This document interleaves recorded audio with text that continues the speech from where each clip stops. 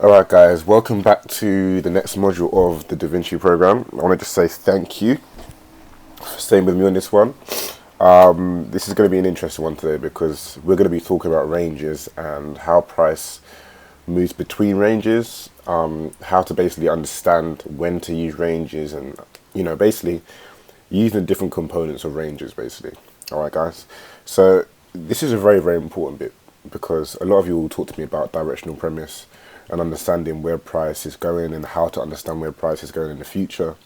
And you have two options with this because when the market is in a trend, right, if it's going in a bullish trend or a bearish trend, it's quite a simple formula. All you do is you just wait for a high to be taken out or a low to be taken out and a retracement back into the range, right? But people have a lot of difficulty when price isn't really trending in one direction or the other. All right, guys, and this is where ranges come into play. Range concepts you can use in bullish markets and bearish markets because you still have to understand what a high and low is and how to use a high and a low to to draw Fibonacci levels. But this module is really in terms for trading when price isn't trending and how to use these concepts to get a directional premise. Maybe on the daily, maybe for swing trading, intraday trading, position trading, scalping, whatever it is, guys. It's the same concept we're going to be using today. Alright, so I've chosen Kiwi, right, and Kiwi is New Zealand dollar against US dollar. And I've chosen this pair because this pair is very, very range bound. And as much as it's, USD Swissy is also very, very range bound, but this is a very, very nice pair to trade once you understand how ranges work. And that's more or less what we're going to be going over today, guys. So that's why I chose this pair. Alright, so let's get to it. So, a range, more or less, guys, is just the area between a high and a low point in any market, right? So what we mean by range is we say, okay, the range is the area that price is residing in currently, right? And usually the way you get this is by drawing out the most recent low to the most recent high. And the guys, we don't just want to draw any highs and lows, for example, like that low, those equal lows, or that low. We want to draw the most obvious swing point, guys, and this is where ranges really come to play because understanding which ranges are the ranges you should be trading in, that's going to be based on literally understanding the major key swing points in the market. Alright, guys, and what I mean by that is what are the most obvious lows, the most obvious highs, and swing highs and swing lows on your chart. And this is going to give you a framework to work in between because you want to draw these out. These are your main parent areas to work in, guys, okay? So let me show you what I mean. What I mean by that is when I draw out that low to that high, to me, this is a very, very obvious swing point. And the reason for that is because these are the most obvious swing highs and swing lows on the chart. If I was going to draw out key swing points, that would be one area. Another area would be from that low to that high. Alright, guys, I'm ignoring the highs in between that low and that high because that is the most significant high and low that I'm looking at right now, guys. Okay? So, yeah. So the way I use these, guys, is that I understand ranges to be the framework that price moves in between. Alright? And the reason why I understand that to be that is because you got to understand that the market doesn't really, yes, it moves from, from support and resistance, but what really, moves the market, guys, is liquidity. And we went over this in our liquidity concept module. But money is the only thing that is drawing price from one level to another. Okay, it's just orders in the market that need to be filled, that the market makers are pushing price up and down to fulfill.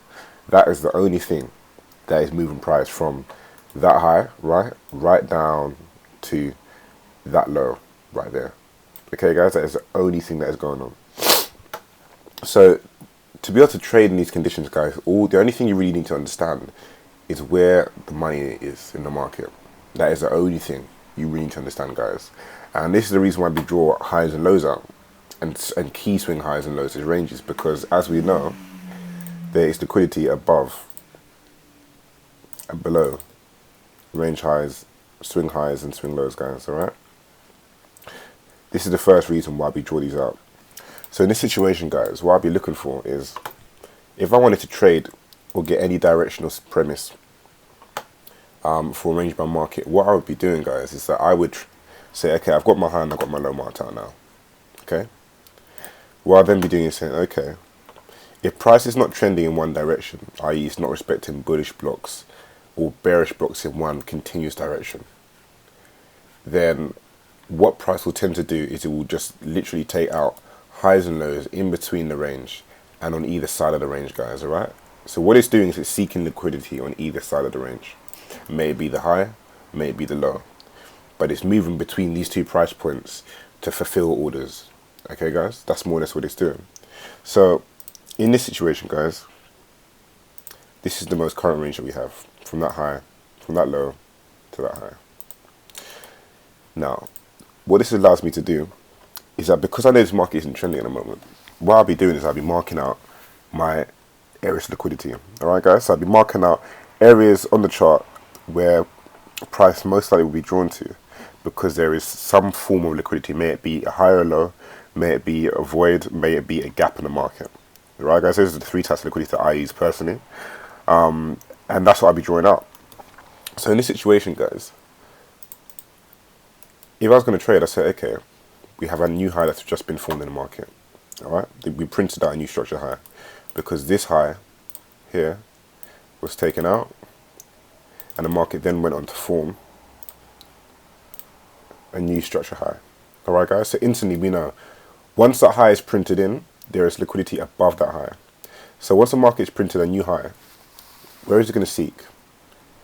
It's most likely going to seek below the market for an area of liquidity. Alright, guys? And, you know, I know you guys are going to be saying, all right, well, you know, which levels do I use? How do I know where to trade in? Like, and this is where you start to use blocks and you start to use market structure. Alright, guys? So in these situations, what I'll be doing is I'm saying, okay, we print a new high. The next area of liquidity for me is that low. And inside this range, where would be the next area of liquidity? Alright, guys? This is using liquidity concepts inside the range as well as either side of it. And this is going to allow you to formulate trades. So in this situation, I'll say, okay, the next area of liquidity in this situation for me would be this area here. Alright, guys? The reason for it is because for me this is void, right? This is several bullish candles, right? Several very, very bullish days. That price has not filled in yet. So this is the range of price. This is area liquidity that that has not been filled in for me yet. So the way I would do this, guys, the way I would mark out and understand where price most likely is going to be drawn to next is that I would firstly draw up my liquidity levels. That's the void there. I've got my low. Quite, that's an obvious liquidity level there. And what I would do is that I would wait for price to break support. And that would indicate to me that price is then going to drop back down to these levels. Either drop back down, fill in that void there, and it can also continue lower. So in this situation, guys, we had price. This is a day chart too, guys. We had price drop down into that block there, alright? All price also dropped into that block there, and we sort of consolidated, found support at the EQ level of that block. Rose a bit, total soups an intraday intermediate high, guys. And what it did is then it dropped. So it dropped below that structure level, that support level. Alright, guys, and what you want to do is you want to be using blocks as your support and your resistance inside ranges and outside of ranges, okay? This is what we use as support resistance. So once price breaks below the equilibrium for me, once I see a close below the equilibrium, i.e. here, that indicates to me that, boom, okay, that price level, that support level is no longer going to hold. So where's price going to seek? It's going to seek the next area of support inside the range, isn't it? Alright, guys? And this is how you can have short-term biases, because in this case, you understand what the range is. You understand where liquidity is. You've got a liquidity in that void there. You've got liquidity below that low there. We also have very, very short-term lows here too. Alright, guys, we've got a short-term low there. So where's price going to be seeking? It's going to be seeking those levels, isn't it? So all we have to do is we just have to wait for price to indicate that it wants to drop down to that next liquidity level, or support level, guys. And boom, once we get close below equilibrium, of this block. Let me just draw that block out for you guys. So for me, that is the EQ of that block. As you can see, price held it for a while. See, price dipped down into it. We saw a reaction. Yes, we did get a bit below it, but it rose up again. Very, very small close below it, but price rose up again. And then what did we see? We saw a proper close below equilibrium, and boom, price just did not stop till it reached the next area of liquidity. Rose up, and then boom, took out the range low, guys. Okay, so in these situations, you just want to map out the market. All right, and the two things that you need to understand firstly with range trading is that you want to map out the most recent swing high and the most recent swing low.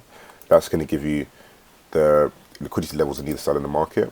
And then what you want to do is you want to look inside the range, and you want to look for support levels and also further liquidity levels inside the range. Okay, guys, and this can be in the form of short-term lows. That's a swing low. You've got two higher lows above it on either side of it. We want to look for short-term lows, and we want to look for also voids and gaps. All right, guys, in this situation there are no gaps. However, we do have a very small void here. We do have a low there, and we do have, of course, the ultimate low there that was printed in. All right, guys, that's the first thing we want to do. The second thing we want to do also is we want to mark out areas of price that might act as support levels or resistance levels inside this range. So because price is falling, we want to look for levels where price might find support. All right, guys, in this situation, we had our first support level here. That was the first block. All right, guys. The second block was right here. Why? Because that was the last down candle before that big up move that created the void. Okay, guys. And we also had another block right there. All right, guys. So these are our support levels. These are like I call them speed bumps in the market. All right. Because what they will do usually is in range bound markets, blocks will just stop price.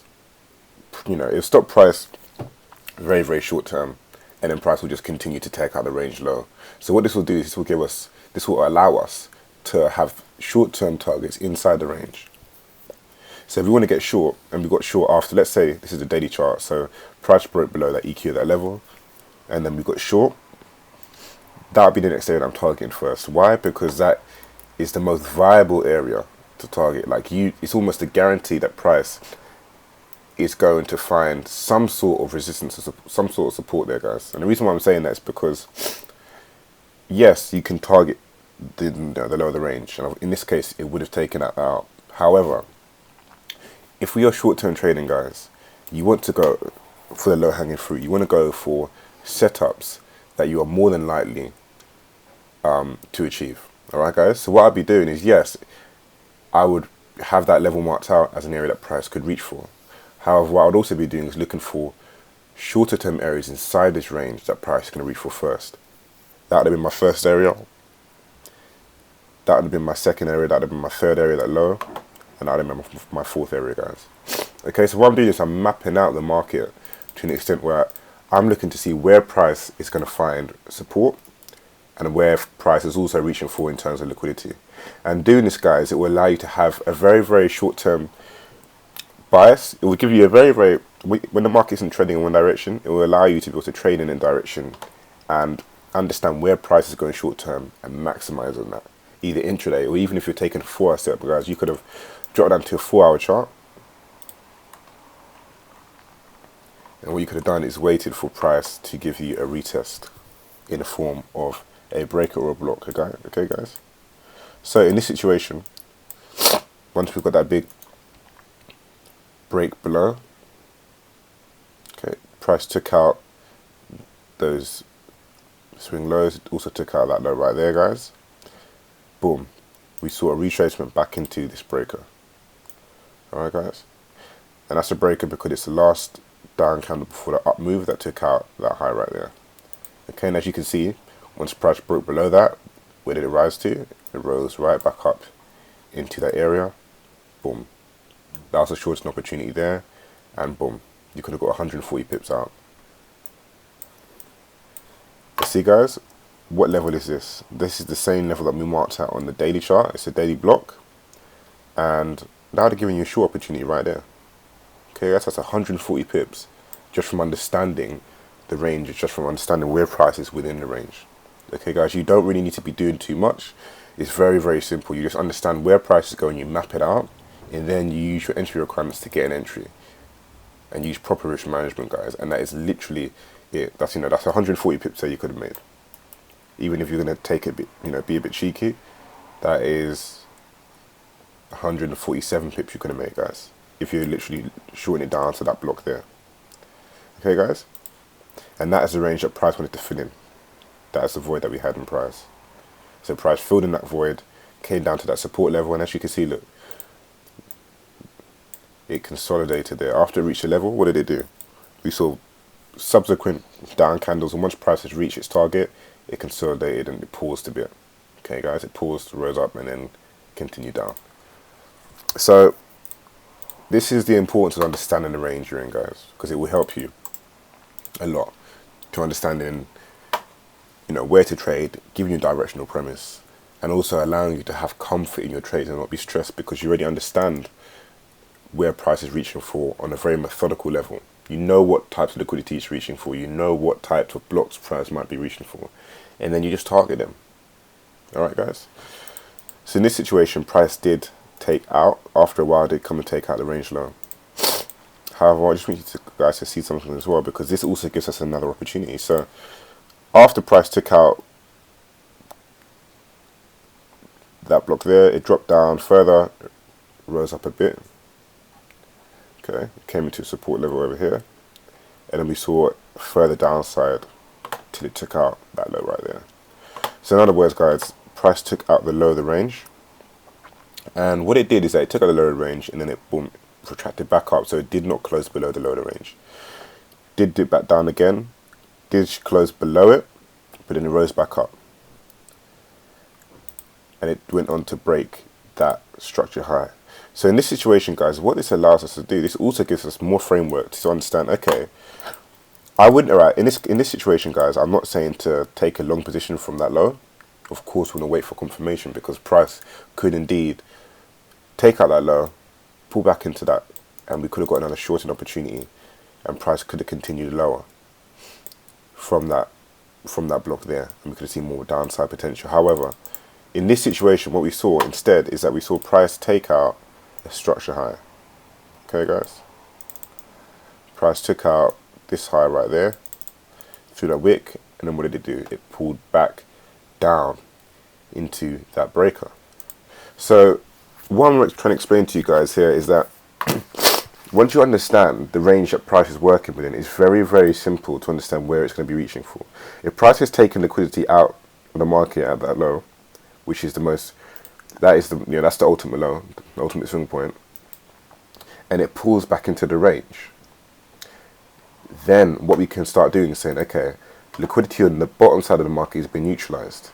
Now where's price going to be reaching for? And if it's just taken out that high, then what can we do? We can aim for price to take out this high.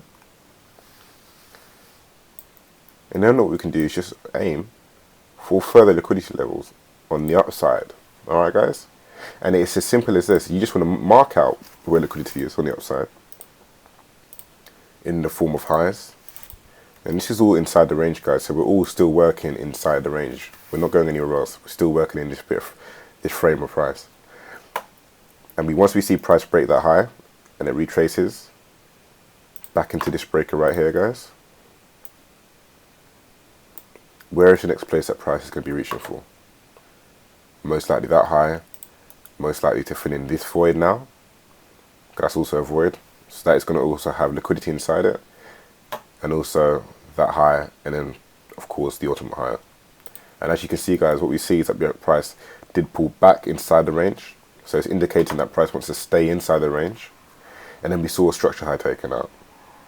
Then we saw price retrace into one of our entry requirement levels, which is in the form of a breaker. And then we saw price break above, also taking out a high. And what does it do? It pulls back. So now this gives us an indication that, okay, price wants to stay inside this range. It's not necessarily going to go lower, because if it was, the market structure would have been price took out that low, and then it would have found resistance at that high, at that block, guys, and it would have continued lower. However, in this situation, the market structure shifted. So we saw price break that structure higher, retrace, break another structure higher, retrace. That gives us a good indication that price is going to pull deeper into the range, guys. Okay, this is the confirmation that lets us know, okay, if price is going to go higher, then this is what we want to see. We want to see price break structure highs, break structure lows. So in this situation, guys, what I've been doing once I got that confirmation, because price retraced back into block, I'd have been targeting that high first. All right, and from that entry to that high, that is, that's 190 pips, guys. Again, just from understanding where the liquidity is in the range and understanding where price is within the range. Okay, guys, that is 190 just to that target. If you're going to hold to that high there, that's 320 pips, guys. Over 320 pips. And as you can see, it took out that structure high. What did it do? Consolidated. It found support again around the breaker, guys. Another breaker entry right there. And then boom, found support, wicked above that high, closed above it, came back into that block. Boom. Another entry down, price broke above that structure high. What did it do? It pulled back down into that block. A very, very wicky entry, but it still pulled down. That'd have been like, you could have got an entry in this on an hourly chart or a 4-hour chart, and then boom, we got an expansion up to take out the high of that range. Okay, guys, very, very simple things we're doing here, but very, very effective things we're doing also. All right, guys, it's just understanding literally where the money is in the market. That's what range trading is. All right, guys, it's understanding on a more intimate level where price is reaching for in terms of the range, where price is reaching for in terms of liquidity, and where the blocks are and the breakers are, so that you understand where to get entries. Okay, you could have got an entry in this situation, guys. You could have waited for price to break above, which it did. There was 100% a 4-hour setup in this. I'm not going to zoom down to and scale down to it now, but there would be an opportunity here to get long once price break a structure high. It would have been in the form of an OTE setup, or it would have been in the form of a breaker setup also. Boom, first entry there, guys. You could have, there was a retracement, but it wasn't exactly down to the block, guys. But I'm sure there's a 4-hour setup there again in the form of an OTE. Once price took out that structure high, you could have got another entry there in that retracement, an expansion up. Even if you missed this whole movement, guys, there was still another entry here.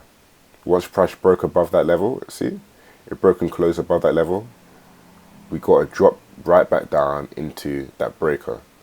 You could have got long anywhere inside that breaker. I'd have said preferably at the body, put your stop below the low, and you could have targeted that high. Boom. That's your trade, guys. All right, so the purpose of this video was just let you guys know how range concepts works, when to use them. These concepts, guys, you will usually use this range trading concept either when the market isn't trending, or some pairs like dollar Swissy. That's a very, very range bound pair. So in that situation, you'd be using it to trade in that condition also, or in that pair. And you can also use this on intraday, guys. These are the techniques I use intraday, because with intraday, it's all about understanding where price is inside the range. In intraday, understanding where price is between previous days highs and lows, and where the liquidity is. So it's the same concepts, guys, that you use intraday that you're going to be using in situations like this. So I hope you enjoyed it, guys. If you've got any questions, what I want you to do is I want you to shoot them in the chat or send me a personal message, guys, and I will run you through this if you have anything you need clarification on. But just study this. Choose a pair. I mean, you can choose QE. It's a very, very good pair to choose, but there are many pairs out there, guys, and you can see this type of price action more or less than anything. But go through your charts. Start marking out your highs and your lows. Start marking out your intermediate lows inside the range, intermediate highs. Okay, what I mean by intermediate lows and highs, guys, is highs and lows in between the main swing points, right, guys? So this would be intermediate high, that would be intermediate high, that also. And have those marked out and just study how price moves between them. Alright, guys, go through your charts. But I hope you enjoy this, and I'll see you soon.